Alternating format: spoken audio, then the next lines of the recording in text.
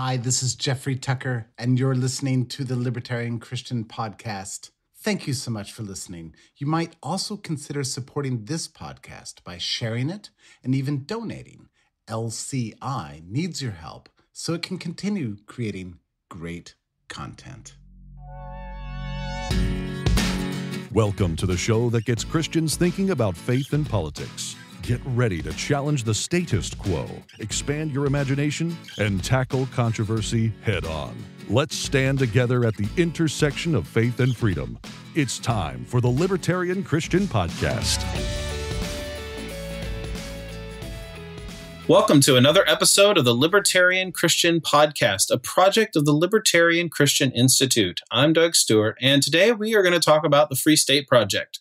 We have with us Varrin Swearingen, who is a Christian, a husband, a father, teacher, libertarian, musician, international airline pilot.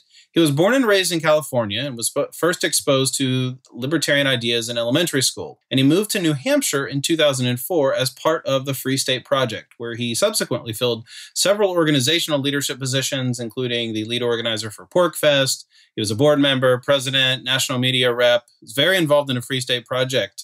And as a little bit of a trivia, he's also been to every state in the Union, and legitimately so, not just like drove through West Virginia for 5 miles. So, Varrin, thanks for joining us. Well, it's great to be here. Thanks for having me on. Appreciate it. So tell us a little bit about, like, for those who haven't heard about the Free State Project, I heard about the Free State Project as I was becoming a libertarian. I thought it was a really cool idea. I've heard people describe it. I think people like news reporters describing what people are trying to do.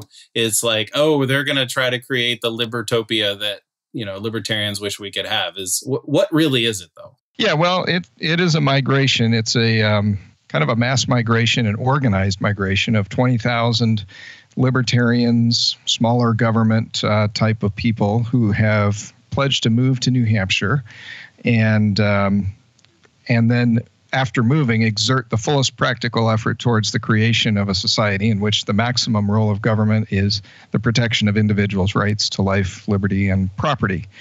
The project got started in 2001, garnering advanced commitments where you would sign this statement of intent saying, "I'll move to the state that's chosen by the first 5,000 people to sign up. They'll vote on the state, and then once we get to 20,000, then we'll move."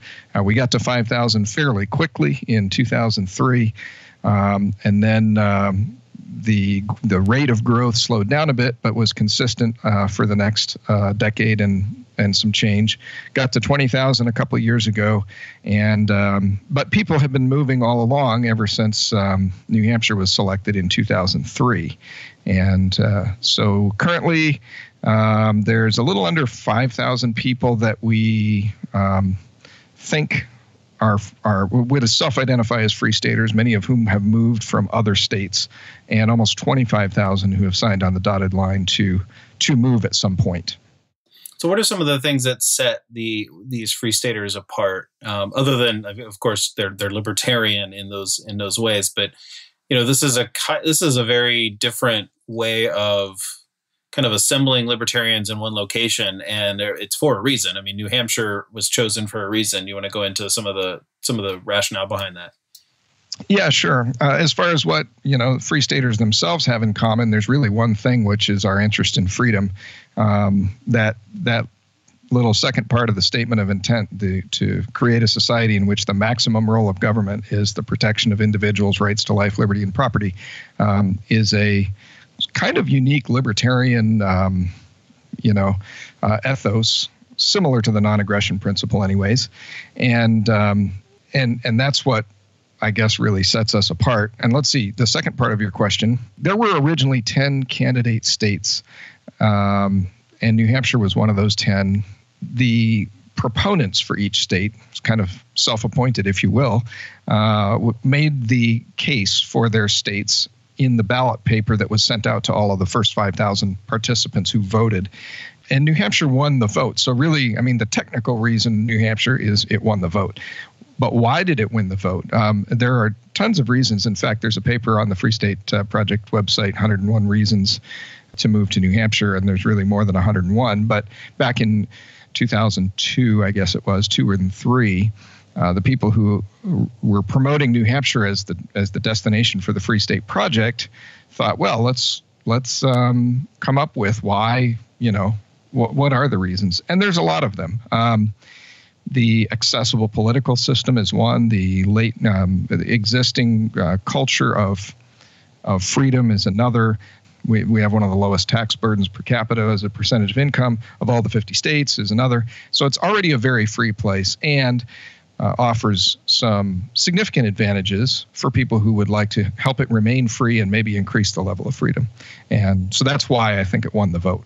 Is there something about people that live in New Hampshire already that didn't just migrate there that is also more conducive to being a free stater? I mean, do you have natives joining your movement? Yeah, and in fact, if you go to the first page of the website at fsp.org or freestateproject.org, there's a number on there that says Free Staters in New Hampshire. Right now it says 4,392. That includes some people who already lived here and didn't have to move. We have called them various things along the way, Friends being, I think, the most recent. And so, those are people who support the smaller government, more freedom aspects of libertarianism, but they just happen to already live here. And that's a small sampling of them. I run into people all the time just living here who they might not even call themselves libertarians, but they have really a very libertarian outlook on life.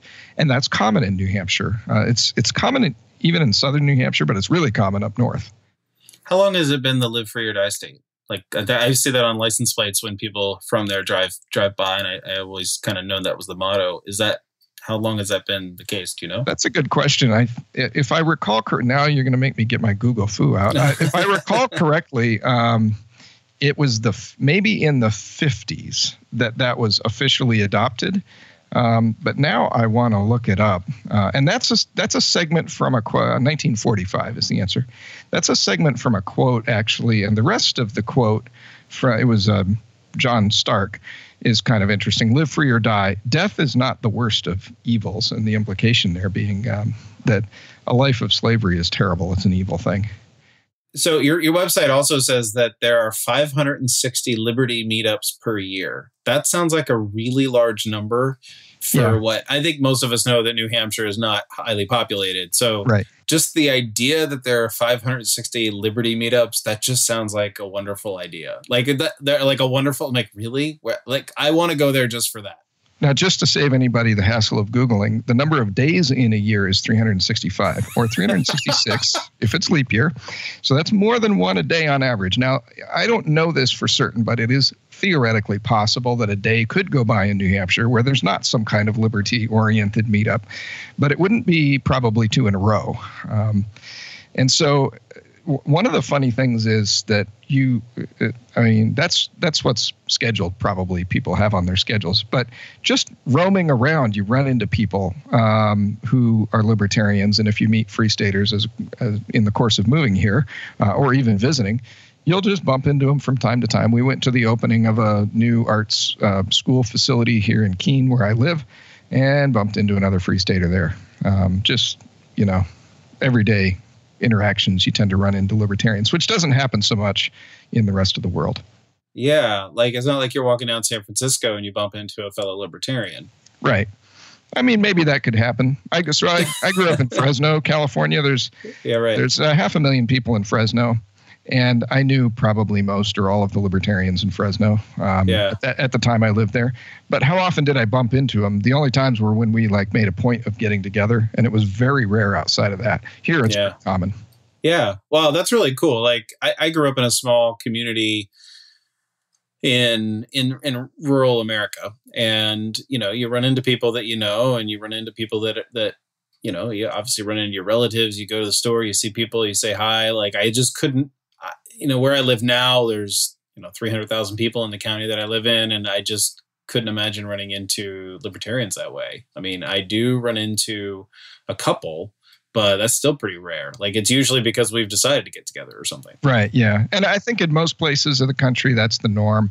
There are probably a handful of places where it would happen from time to time. But I don't think there's anywhere in the world, literally, no joke, that it happens more frequently than in New Hampshire. I mean, people bump into each other all the time here who are libertarians. And I would say even, I mean, if that's not encouraging enough, the thing that really continues to please me, surprise me, whatever you want to call it, is running into people that I don't know who aren't free staters, who are just hanging out here in New Hampshire, that are really, really libertarian. And just in the course of the conversation, you realize, wow, these people are not worshiping government, like most of the rest of the country. It's like they don't even know that they're libertarians. Yeah, but that's okay. They're just freedom-loving people. They're happy to let other people live their lives the way they see fit, and they act on that. And that's part of the New Hampshire culture. And I think that's a big part of the reason that New Hampshire won the vote and why people have been, generally speaking, pretty happy with moving here. Yeah. You mentioned earlier that New Hampshire had, I think you used the phrase, an accessible government structure. Yeah. Can you describe that a little bit? Because I'm not sure what you mean by it, and it sounds interesting. So the state of New Hampshire is a state. It has its own government, like all the other 50 states. And as a sovereign governing entity, it has the best representation of any governing body on earth. That comes in the form of our low population. So there's about 1.3-ish million people in New Hampshire, and the high level of representation, 400 state reps and 24 senators. For example, my neighbor just down the street here is a state rep. In Keene, there's 20-some thousand, in the low 20,000s population, and there's 7 state reps. So the opportunity to meet those people is high, and they're not paid a lot of money. They get paid a whopping $100 a year.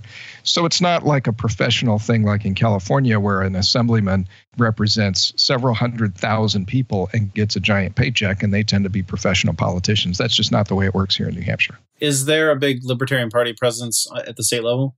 There is a Libertarian Party presence. In fact, now, again, for the first time in maybe over a decade, there are Libertarian Party state reps. And New Hampshire, I believe, is the only legislative body, state level or higher, that's ever had an LP state rep. And this is not the first time. So the political makeup of the representatives for the state itself they're libertarian in the the lowercase L libertarian, because they have those kind of they tend to have those kind of views, or they're friendly to them. Is there a large presence of representatives that are like officially LP involved in the Libertarian Party, or is it just that no, most of us are pretty libertarian in our views? Yeah, it's the Libertarian Party is not hugely influential. There are a handful of LP state reps now, and that's unique. But there are lots of libertarians, small l, who are members of the state house, and they mostly run as Republicans. There's a couple of Democrats that have shockingly good voting records that are libertarians, but mostly it's Republicans. Some of those are free staters.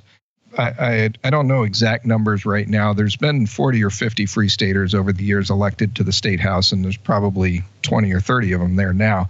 But there's a whole bunch of natives or other longtime residents that are very, very libertarian. Most of them run as Republicans. So I have one more question to satisfy my curiosity about the political makeup of New Hampshire, and maybe this is a little rabbit hole that we'll go down one more question here. And one of them is, a lot of people who say that they're libertarian and they have but maybe not in this area, or, they'll say, well, I believe in freedom, and they'll kind of have their few exceptions. And I'm guessing that, like everybody, a New Hampshire representative is going to have their few exceptions. And so where do the people who would be 90% libertarian, that are representatives, where would they kind of diverge? What kinds of issues do they diverge? Is it more, you've got Vermont very close. And so it's not there's a wall between the states. So there's got to be some leftist influences, and there's surely going to be some right-leaning influences as well, despite the fact that it's New England. Yeah, the overwhelming majority of the leftist influences play out in the Democratic Party here. And where I live tends to be more that way, and also around the Dartmouth College area. And then there's a couple of places over on the seacoast, and that's where you tend to find more of modern liberalism, which politically comes in the form of the Democratic Party. And then where you tend to find what I would call more stereotypical conservatism is in the Republican Party, obviously. But when you start to get higher on the list, so there's an organization here called the New Hampshire Liberty Alliance. This is probably helpful information for anybody that's interested in the details.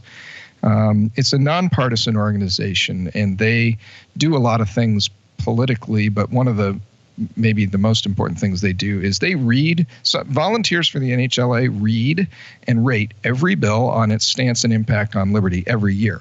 I don't think there's any other statewide organization in the nation that does that. And then they produce, during the course of this session, they will produce materials for the legislators. But at the end of the session, they produce a report card. How did the reps do? It's not like, let's say, the NRA's report card or any other single issue organization. This is a broad-based libertarian thing. And it's libertarians that are involved, not necessarily LP members, but people who are libertarian in philosophy. So you can read all the data, like what are the bills that they think were high impact and either highly pro or anti-liberty, and how did all the legislators vote? I'm not aware of a single issue that is like a big tendency. You know, the one that comes to mind, which is something that libertarians themselves are highly split on, would be what do you do about regulating abortion, for example? Where Democrats typically would be in the pro-choice camp or the pro-legal abortion camp, and Republicans would typically be in the outlaw that. Libertarians are kind of split on that. And so I think you'd find some libertarian Republicans that would say, no, we shouldn't regulate abortion, and others that would say, yeah, the right to life is inviolable, therefore that falls under protecting life, individuals' rights to life. But aside from that one issue, I don't know where you'd find a split. I think it would really vary more from legislator to legislator. But if you want to know, you could look it up at nhliberty.org, has that kind of data. That's not a Free State Project project. They're not affiliated directly with the Free State Project. But it's a handy way to see kind of how the legislature does. And there's an awful lot that score really, really, really well. Yeah. So what would be like the website? You said the organization's name. What would be the website? Yeah, nhliberty.org. nhliberty.org. Yeah. So that would satisfy my curiosity as well. So I'll go look at that when we're done here and see how the New Hampshire legislature is doing. So that would be appealing. So the Free State Project. Here's a follow-up that I think you might find interesting. This is one of the things I love about New Hampshire is that this particular question, like who's more libertarian than who, rather than the argument being, well, this is the libertarian position and you're all a bunch of statists, it's libertarians arguing about which one is the right libertarian position. And that's kind of when I don't want to say won because that's a big word, but when you've arrived where you can have those debates, well, among libertarian reps, which one is the right one? And that debate happens all the time here. You scored a 97. Well, that's because I think you're wrong on your 97. Like I'm the 100, and you guys are, okay. Well, I did. Yeah. Well, I was going to ask before we get on to some Free State Project history. A lot of people moved to New Hampshire. A lot of Free Staters are moving to New Hampshire because of the government's. They believe in the government's right to protect individual rights. And so that sort of just puts them automatically in the way you describe it in the minarchist camp of libertarianism. But are there anarchists up there and you guys argue? Yeah, well, I was having a conversation with a libertarian luminary once upon a time many years ago. And he said to me, the presence of the word maximum in the statement of intent is really a novel innovation that he hadn't heard of before, that he really, really liked. That was David Nolan. And that set apart the Free State Project statement of intent from other things. It makes kind of a big tent. So the maximum role of government is the protection of individuals' rights to life, liberty, and property. And those who think that the government shouldn't do that much certainly are welcome. It shouldn't do any more than that. So that's kind of the top line, if you will. The top line is we're not looking for people who think the government should run wars or feed the homeless or whatever else. So what have been some of the challenges that the Free State Project has has encountered in the past. I mean, it's been almost 2 decades. I would say it's pretty successful, like you said, when people are arguing over who's more libertarian rather than the non-libertarians, and that you have over 20,000 signers. I mean, you've hit a lot of goals. In that time. What have been some of the challenges that you've faced? Well, a big challenge was kind of in the in-between times with the rate of recruiting. So it's, for me personally, it's wonderful to see a greater than 20,000 number. I spent a lot of years scratching my head trying to figure out, and this is weird to me, but how do you get somebody to sign on to a project like this? And it's weird to me because it doesn't seem like much. There's 300 million people in America. Even if only 1% of those people are libertarian, that's 3 million potential candidates, less the ones that live in New Hampshire, who would sign up to say, I'll move to another state. That's really all it is. We would cross a state line in defense of freedom. Some people are willing to go to war, to risk their lives, to invest a lot of money, but most people aren't willing to do actually anything at all tangible that's part of a realistic plan to preserve and increase the level of freedom. And so it was weird to me that it was hard to find people that would say, okay, yeah, I mean, I may have grown up someplace else, but I'm willing to move. We were certainly willing to do that, and there have been lots of others, but just getting to that 20,000 number was a monumental challenge, a bigger challenge than I ever imagined it would be. I had 2 stints as president of the organization, and we tried a lot of things, be it outreach at events or like you mentioned earlier, podcast advertisements. Our events are a big draw, and they are one of the things that does tend to, push people over the edge. They come to a Pork Fest or a Liberty Forum and decide, oh man, this is great. I didn't believe it was like this. I didn't know it was like this. We're moving, sign on the dotted line. But it's hard to get to that 20,000 number, and we did finally. So that's pretty exciting. Another challenge we've had is trying to preserve the message and I guess I'll say the image. There's not really one image that the Free State Project tries to promote, and there's not really one type of person. You mentioned kind of the anarchist crowd, or even I'll say the pacifist crowd. Certainly those people are welcome. People argue about, well, should people who are participating in political action be welcome? Because maybe that could exceed the, maximum role of government as the protection of, and so on and so forth. But, the Free State Project itself tries to welcome really as many people as possible.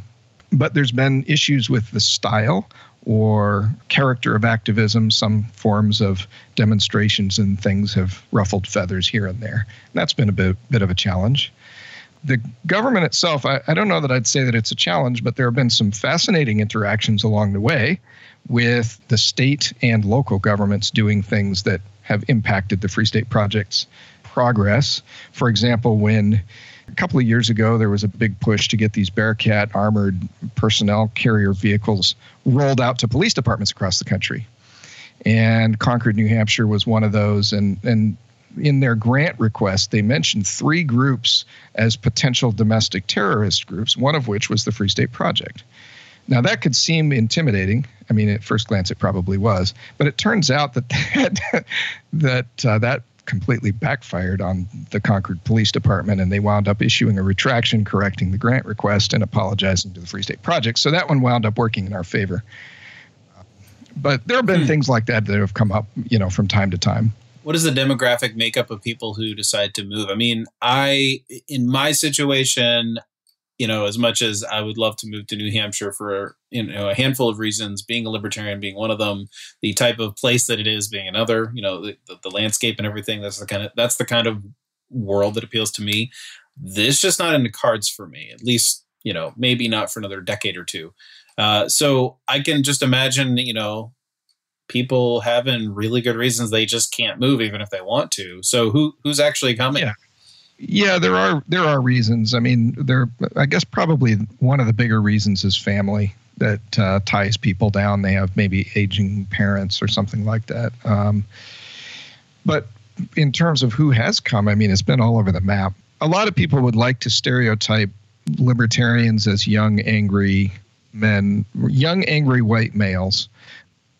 That's not really what we see here. Now, certainly there are some young white males that move to New Hampshire. It's not that there are none of them, but there are a lot of families. We moved with our 2 kids, my wife and I, at the time, 2 kids. We have 4 now. We've had 2 more here. And there's been lots of families, some rather large families, lots of couples, lots of singles, single women, single men, a fair number of retirees. So it's really been all over the map, a lot of entrepreneurs. One thing that makes it easier, that's maybe a recurring theme, and this is certainly not an absolute, but people who are either entrepreneurs or their jobs are portable, or they telecommute, or like me, I fly all over the world, doesn't matter where I live. If your job is easier to take with you, that's one thing that tends to make it easier for people to move. Although we've had lots of people that have just found new jobs here. But outside of that, it's been really all over the map in terms of demographics. Yeah, and there's a lot of information on fsp.org or freestateproject.org about, what your community has been doing, the Free Staters have been doing to help others make it easier to move there. Yeah, definitely. There are jobs and real estate resources, and in fact, there's several Free Staters who are realtors, one of whom, in fact, has been a state rep, and I think he's running again. So there are people who are ready to help with the practicalities of the move, and then, of course, jobs, resources. For many people who have like very specific careers, you probably know what it's going to take to get a job. There are some people who moved to New Hampshire but got jobs in Boston or nearby. But there's plenty of resources to help. I think the thing that is fairly consistent is there was a strong will to do this, and the people who were determined to do it have done it. Hey folks, if you love listening to our podcast, you may want to check out our monthly webinars. Every month we have a different speaker take a deeper dive into topics relevant to libertarian Christians. If you've missed some of our webinars so far, well, don't worry, you can still download them. Visit our website at libertarianchristians.com/events. And now let's get back to the show. So one of the things that kind of sets you apart as well is that you're also a dedicated, committed Christian. And you told me before we went on the air that you've grown up, Christian and almost a libertarian all your life since a young age. And so I can imagine that being in an area where there are a lot of incoming or existing libertarians, you may not run across a lot of Christian libertarians. So, or maybe you do. So why don't you share with us that experience? Yeah. Maybe it'd be relevant to give a little bit of a backstory as to our outlook when we moved here. And I caused a little bit of controversy before I was ever on the board of the Free State Project, saying, and I don't remember the exact quote, but something along the lines of, as far as my priorities, it's God first, government second. In other words, my view of government flows from my theology. There were some people that kind of raised an eyebrow at that, and they're like, well, is this guy a theocrat or what? And the answer is no. But we came here not really knowing anything other than New England is kind of the darkest corner of America with respect to Christianity. It's the least churched, at least on paper. And I would say boots on the ground, that's an accurate assessment. I work out of Tennessee a lot. It looks a lot more churched anyways than New Hampshire. So we didn't really know what we were going to find, but we did know if a bunch of libertarians are moving here, a lot of them will not be Christians. Libertarians, strangely to me, are not notoriously Christian on the whole. It's a mixed group. And Christians are not notoriously libertarian, so we didn't know what we'd find in churches here. But we decided that we would come here and try to do our best to, bring the message of freedom to Christians and the message of Christ to libertarians. And so that's what we've done. It turns out we moved here in late 2004, almost 14 years ago this month, I think. And we toured around a bunch of churches here in the southwest New Hampshire kind of region. And we found a church that we've been at ever since then. I won't say it's a libertarian church, but there are a lot of people there who are very libertarian. And even the pastor says things that I don't think you'd get away with saying in, let's say, the big conservative churches, like, government is not the answer. And, we may wish for good results and pray for good results with government, but we trust in God, not in government. And those kinds of things don't come out of a lot of pulpits, but they do here. And it's not because I'm needling him saying, hey, God is God and government is not. It's because he already understands that. So we're very blessed to be a part of that environment and have discovered, people in our own church who are very libertarian to begin with. A handful of people who are free staters have stopped by our church and various other churches around the state. It is hard to find a what I would call a good church or a good body of believers that mostly refrains from promoting the government as God kind of idol. But they are out there. And so that part is encouraging. On the whole, though, New Hampshire needs, like the rest of the country, more people that appreciate freedom. But even more importantly than that, more people who have turned their hearts back towards God.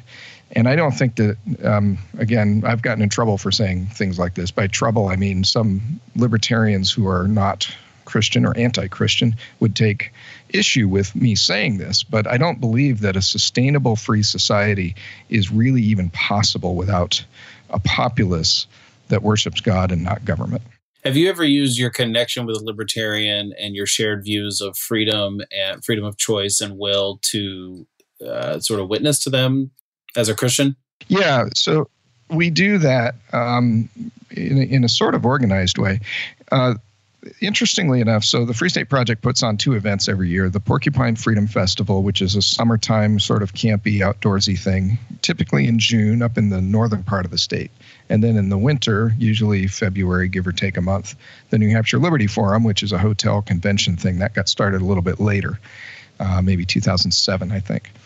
The first Pork Fest was in 2004. I went to that one. I've been to all of them. And not me, but somebody else arranged for a guy to come on Sunday morning, the last day, and have a Christian church service. And I thought, holy cow, that's fantastic. And, there were a handful of people there, maybe 30 people. Starting the following year and through now, I have made sure that that's happened every year since then. Sometimes it's been a smaller group. Sometimes it's been a bigger group. It really varies from year to year. But over the last several years, we've tried to have an organized presence all week at Pork Fest to share what is this correlation between Christianity and liberty. And in fact, we also run a panel we've run 2 or 3 times over the last handful of years. That's a general religion and liberty panel. What do various religious views have to say about government? And those kinds of things can be helpful at sort of, I guess I would say, softening the resistance to religion is anti-liberty per se. And in particular, Christianity, I think, frankly, lends itself to the libertarian view of politics, and I have a hard time coming to any other conclusion. And so that's a message that I try to promote, both amongst libertarians and Christians. Yeah, I mean, well, that's what we're all about here at LCI is making the connection for people that it is the most consistent expression of thought, of Christian political thought. Because I often have a hard time for people, especially for when I talk with people on the left and knowing the values that they have. I have a hard time understanding why they don't give libertarian a fair hearing. I'm fine if they don't agree, but it's like they sort of, eschew what we believe because it's either over individualistic or something. I'm like, we're very, we believe in peace. We believe in no empire. We're anti-war. Yeah. Like, what's there to not like about us? So yeah. Yeah, interestingly enough, some of the leftist opposition to at least economic policy of libertarians and free staters here in New Hampshire falls along those same lines where they will object to, well, you're just a bunch of selfish fill in the blank, this smear and that. And one of the funny well, it's not funny, I guess it's tragic things is they don't really know the people. Now, it's easy to find an example, and you can do that certainly of leftists or conservatives, that is horrible, right? And so if you want to find a horrible example of a libertarian, it's possible to do that. But if you meet a wide cross-section of free staters or libertarians here in New Hampshire especially, and this I believe is more true here than other places, what you will find is an exceptionally generous group of people who cooperate voluntarily. They're not promoting, big government social programs or or whatever, but they do have the compassion that helps out the neighbor, which is a very New England-y sort of thing. That, to me, kind of nullifies the argument that libertarians are a bunch of selfish people. Rather, we think that it is right to choose to be compassionate and generous. And as a Christian, we're called to do that. That's a calling, ought not be a government mandate, not out of compulsion. Paul writes explicitly, and I think a lot of people just kind of glance over that. I don't understand why people think that, just because you're in favor of individual freedom, and that sort of is a maybe overemphasized aspect for some people. Maybe some libertarians go too much in that direction, but it's not for bad reasons. That just because you're like an individualist doesn't mean that you don't care about other people. It's like, do you not think for 3 seconds that when we say that, we're also saying that we also believe other people are individuals? Yeah. Yeah. Well, yeah. And that's, the first thing is that we respect other people's rights. I mean, it's really contradictory to say, we think people are better than a bunch of individuals, and therefore, so we're going to, squash all of their rights. Yeah. That's a goofy notion. But even beyond that, the actual practice is voluntary compassion and giving and support for all sorts of causes, whether it be meals at Thanksgiving or coats or blankets or highway cleanup or, there's the list goes on and on and on and on. And a lot of things that people just do individually. We help out with people who have, are struggling with pregnancy, who, are thinking about suicide, who, are food insecure. There's all kinds of things that we do here locally. And I generally don't talk a whole lot about that because that's just something that I do as a part of my calling as a Christian, as a follower of Christ. When you say we do that here, and you said you live in Keene? Yeah. Yeah. So when you say we, who's we in those, kind of examples you just were mentioning? Yeah. Well, I probably muddied the water, but there's the big we, like free staters and libertarians in general, who do some things that are charitable along those lines. Supporting education, for example. There's a large scholarship fund here that a lot of libertarians donate to, that provide scholarships for, K through 12 education for families to be able to afford private schooling or offset homeschool expenses, that kind of thing, that wouldn't otherwise be able to, lower income families. So there's things like that. That's just one example. There's a lot of others that a lot of libertarians contribute to. On the flip side of the coin, there are things that we, meaning my family, my wife and I and my kids, for that matter, the older two work, and they contribute money and other resources to not just to our church that we go to, but also various other local, missions, if you will, the Pregnancy Resource Center, the New Hampshire Food Bank, and so on it goes. So, as you were talking about free staters and people doing things outside of the scope of government, like taking care of each other and doing things for, the poor and those who have needs. I had this kind of like question come to my mind. I want to run it by you because I have often, kind of answered to a lot of people, well, if the government doesn't do it, who's going to do it? Or is it wrong for the government to provide for the poor? When anybody asks, questions along those lines, one of the things that I kind of include in my answer is for people to think about alternatives to what does it look like for welfare to happen or, any of those things. And one of the answers that I give is to think about the level of government that provides those services.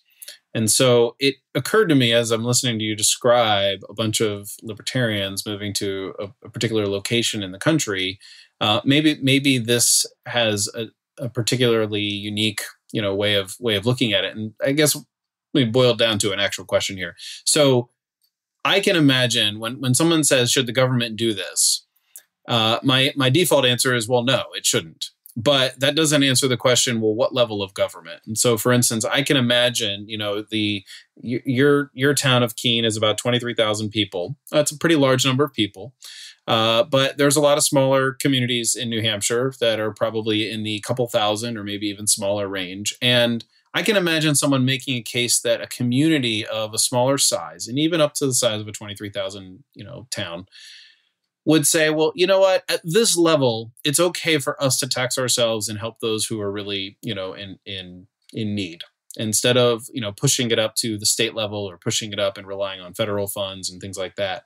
And the fact that there's a lot of people who believe that the government, and especially the federal government, and of course the state government, because you're talking about that the government shouldn't provide, some of those services that most people just kind of assume that it ought to.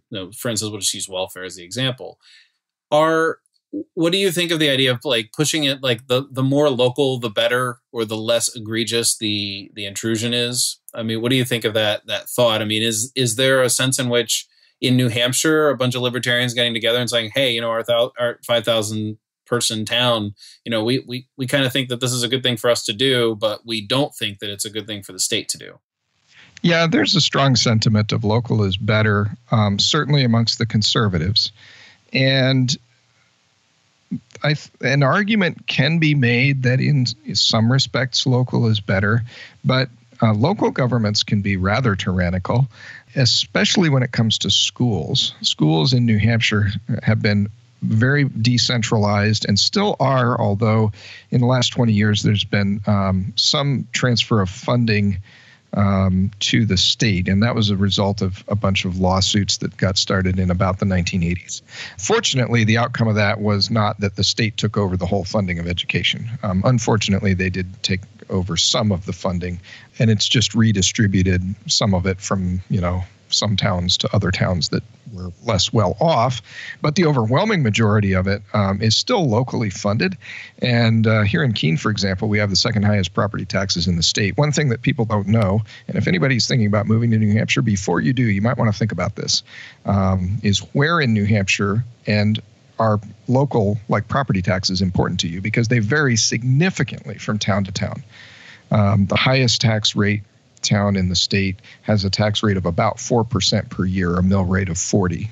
The lowest is less than 10 or less than 1% per year. So it's about a 5 times, range of tax rates, property tax rates. And a lot of that's driven by schools. The reason that the town that I live in has such high property taxes is mostly because of the schools.